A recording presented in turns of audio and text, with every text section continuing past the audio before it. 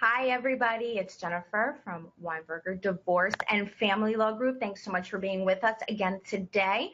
As you can see on today's webinar, we're going to be talking about military divorce. We're going to give you an introduction to military divorce in New Jersey. We're going to talk about some procedural issues. We're going to talk a very little bit about custody and parenting time and how it relates to support. And then we're going to talk about property division in military divorces. First, of course, our disclaimer. As you know, our presentation contains general information, does not constitute legal advice. Please be sure to direct specific questions about your own situation to an attorney. We are not affiliated with the United States military. Talk to us. As I told you, we are live on Facebook with you right now. Give us a thumbs up when you find this information useful. Hopefully you do. Ask us any questions. You can leave us a message right in the chat box below the webinar. We'll do our best to answer them live as we're going along. If you feel more comfortable, you are certainly free to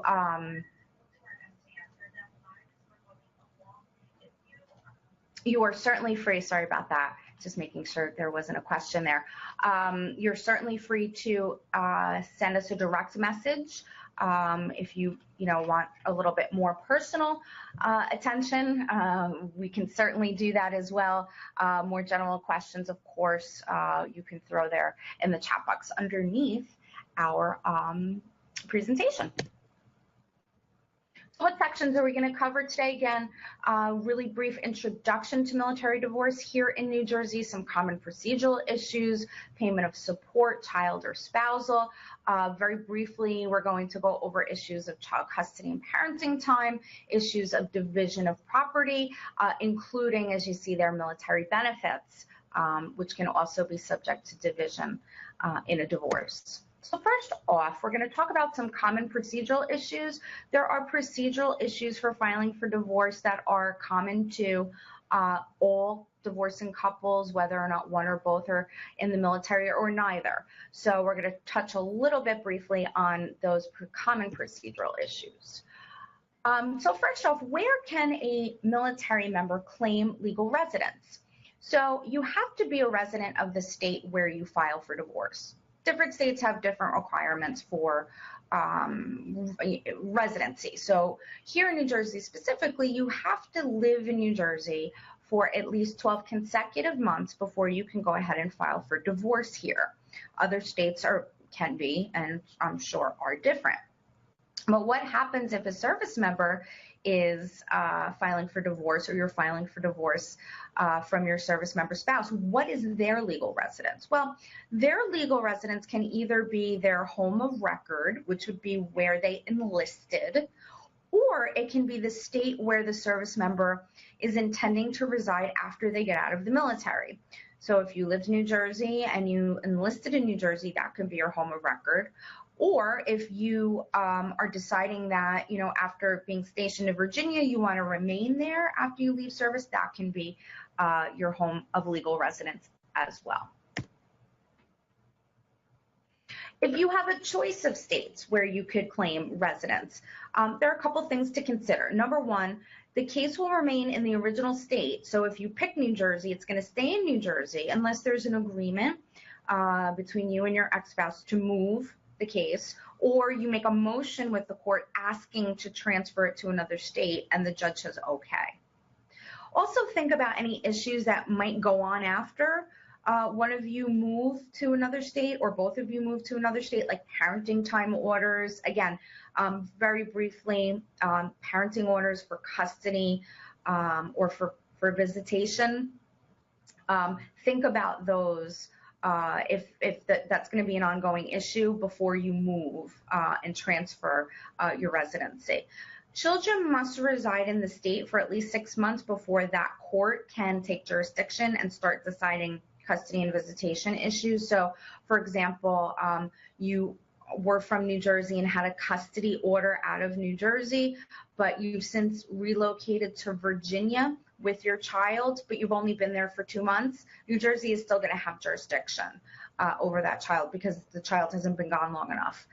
So New Jersey will keep jurisdiction for another 4 months. So just some things to consider if these apply to you when picking what state you want to have as your residency.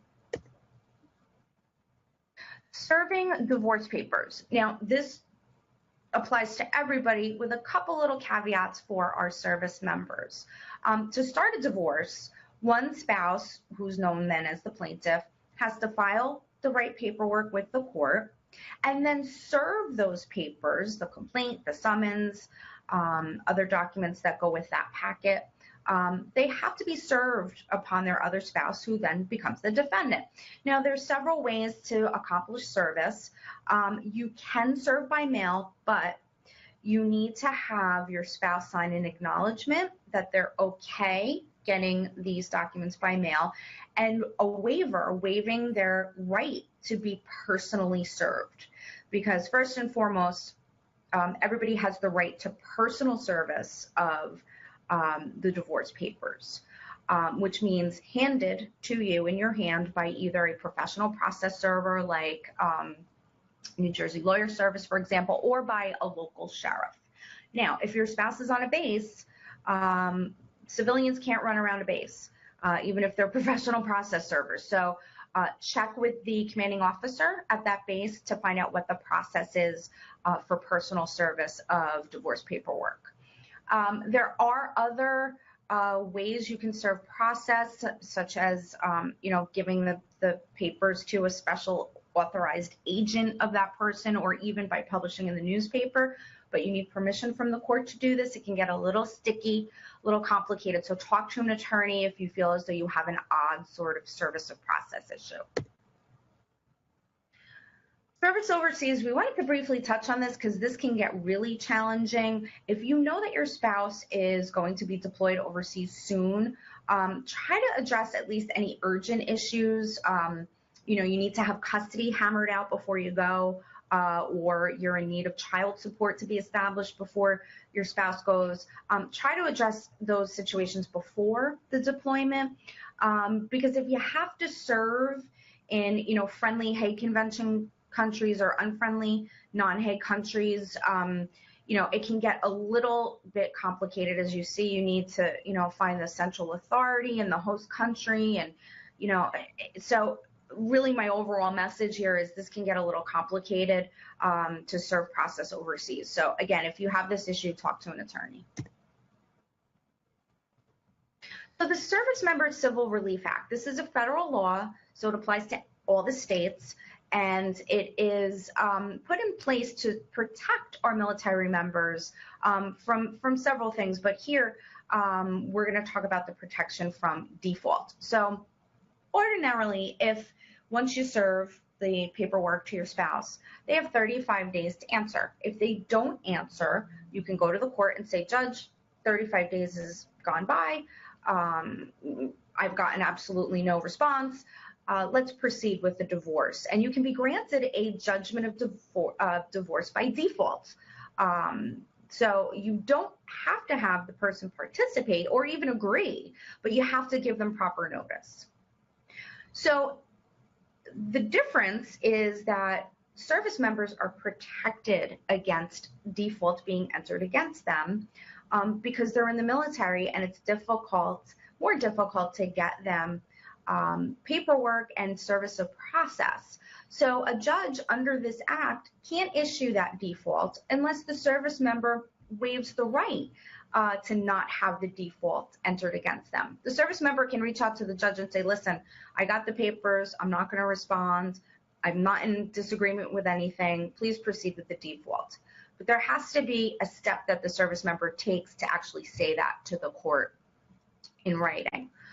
If you can't find the service member, they're in the middle of Afghanistan or wherever, the divorce is held for 90 days. So you have 3 months to try to locate them, get them the papers, make sure process was served properly. It's called stayed. We call it, the proceedings are stayed for 90 days. After that first stay, that first 90 days, the service member can ask for an additional stay, but if they do that, they have to submit to the court a statement indicating how their military duties are affecting their ability to appear in court, and they have to tell the court when they'll be available. Judge, I'll be back in 6 months.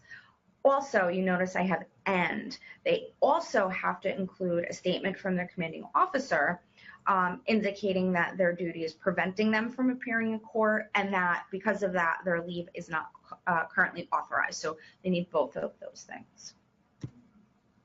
You're certainly able, as a spouse, to oppose the additional stay of the proceedings if you feel as though they're asking for the stay not in good faith.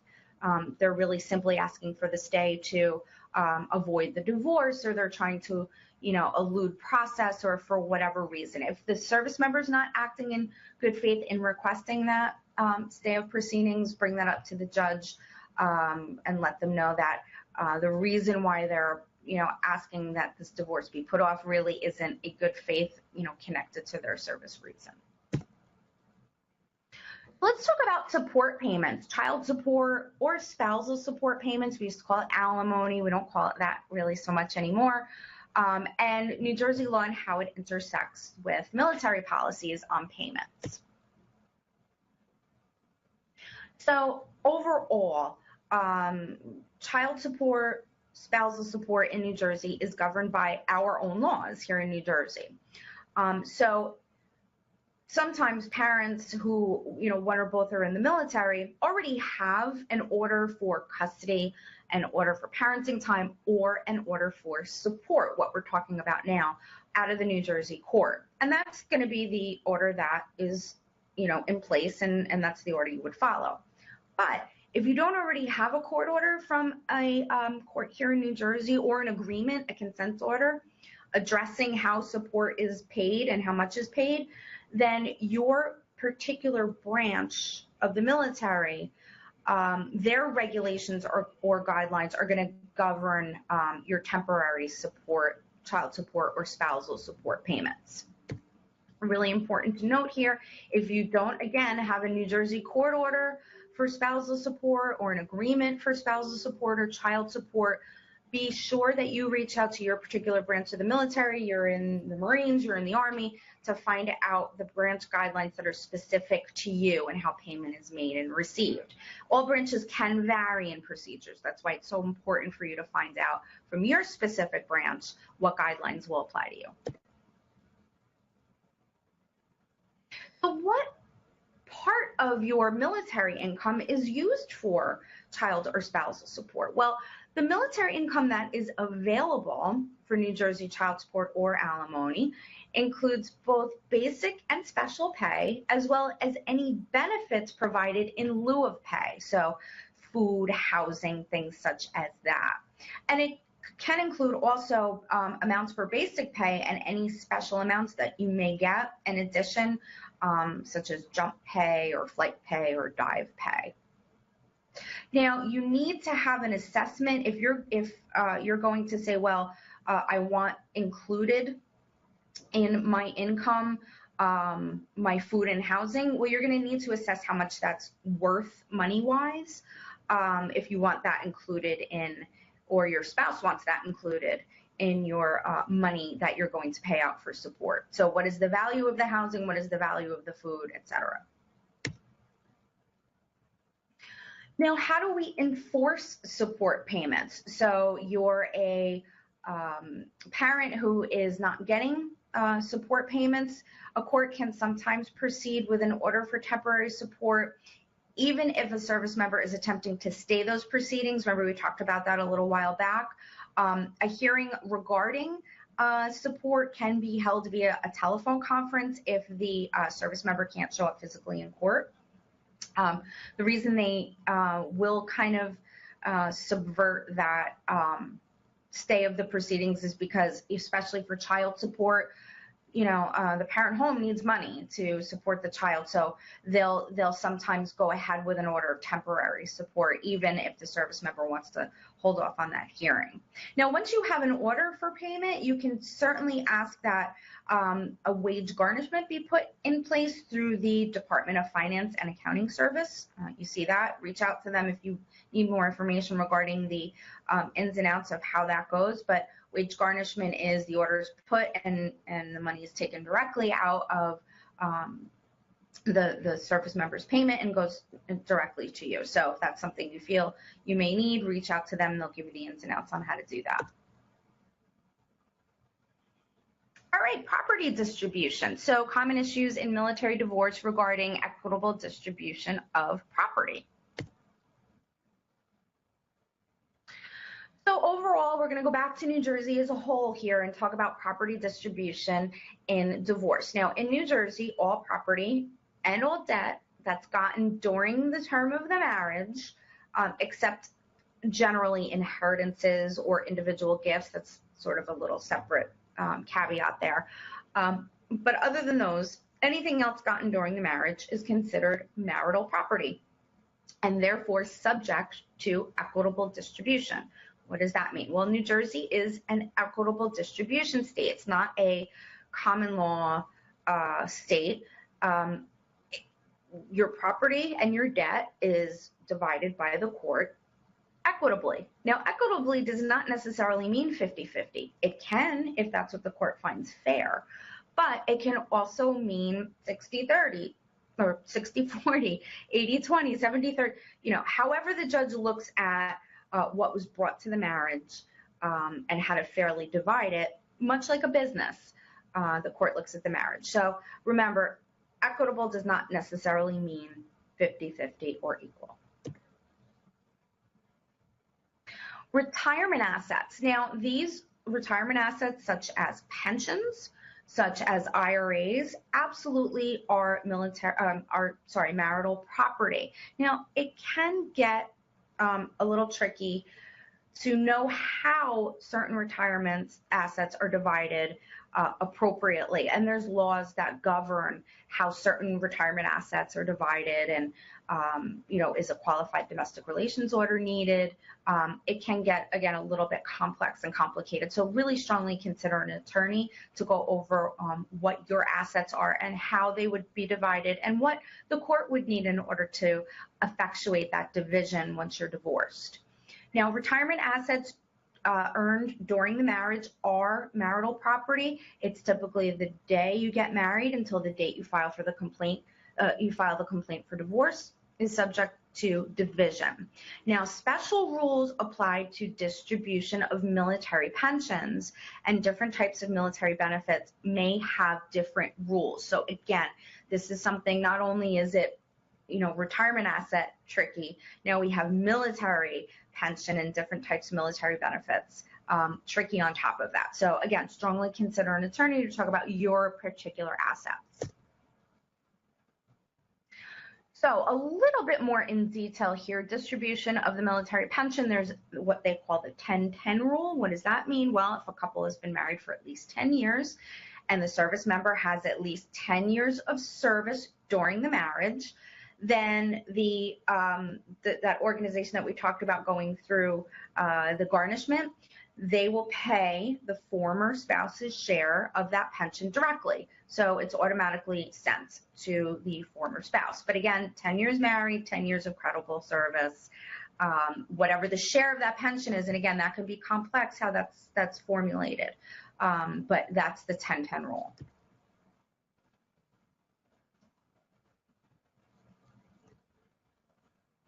So military benefits in divorce. So benefits such as health insurance, we're going to talk a little bit about that here.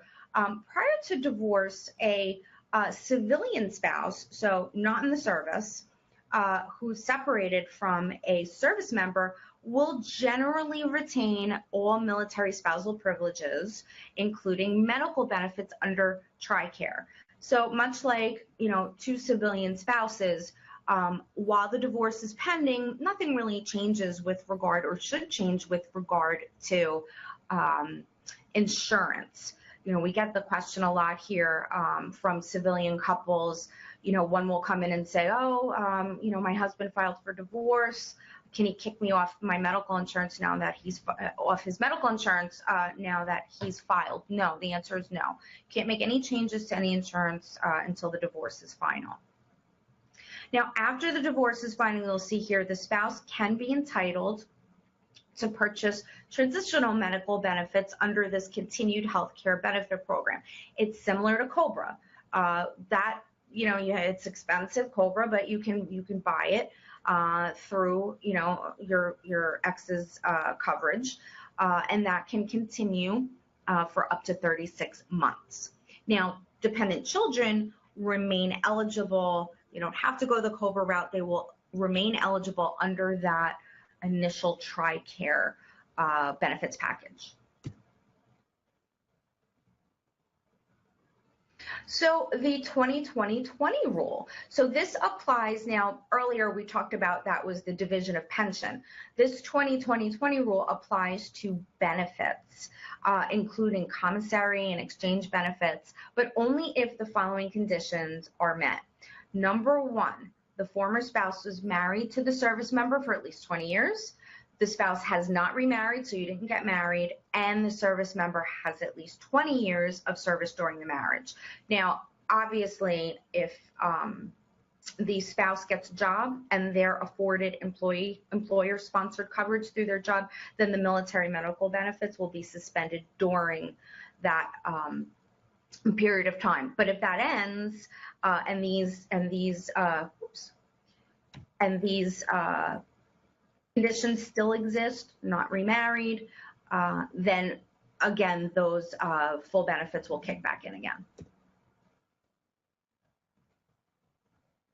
The 20-20-15 rule, again, this applies to medical benefits, medical coverage. A former spouse retains 1 year of medical coverage under that TRICARE plan with no additional benefits that we talked about in the last slide, if the following conditions exist. So again, this is medical coverage under TRICARE.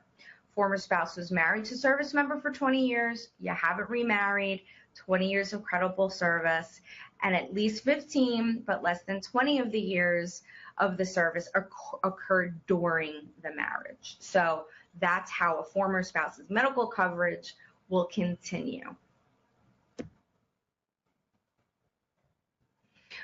This we wanted to include because it's sort of a strange little wrinkle in the law, but it's important because a lot of people don't know about this. So we're talking about survival benefits here, and the choice of a service member to have survival benefits paid to their former spouse. So they're divorced, but the service member says, I want my survival benefits paid to my former spouse.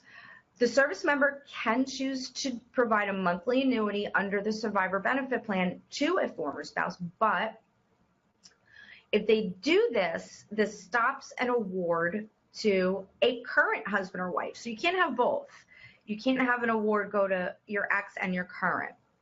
And to be enforceable, this choice has to be in writing, signed, and incorporated into your final judgment of divorce, and also then sent to the secretary of whatever branch of service within that you belong to within 1 year of the entry of your final judgment of divorce. So the final judgment of divorce has to say, I want my ex to continue and receive the monthly annuity under a potential survivor benefit plan.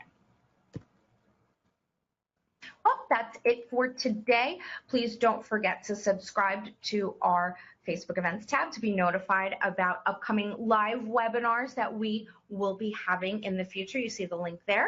And if you need to reach out to us for more information about military divorce or custody or child support, or really any other area of family law, we look forward to hearing from you. Our toll-free number is there, 888-888-0919. We have a statewide practice, and you can also visit us online at weinbergerlawgroup.com